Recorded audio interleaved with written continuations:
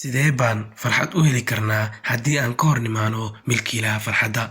sidee barako u heli karnaa maalkeena, ubadkeena haddii aanan adeecin milkiilaha barakada awaamirtiisa?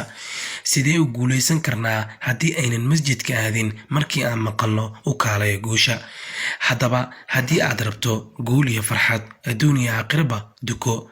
haddii aad daalan tahay, xanuunsan tahay ama dhibaataysan tahay, duko. haddaad dhaqaalo badan ama nolol fiican aadan haysanin, duko. haddii jihada kaa qaldan tahay, duko. haddii shaki kugu jiro, rajadana kaa xun tahay, duko. haddii aad ku jirto duruuf qalafsan, xaalna aadan haynin, duko. wax kastoo aad samayso, meel kastoo aad joogto, xaalad kasta aad ku sugan tahay, duko. marnaba salaada ha ka tagin.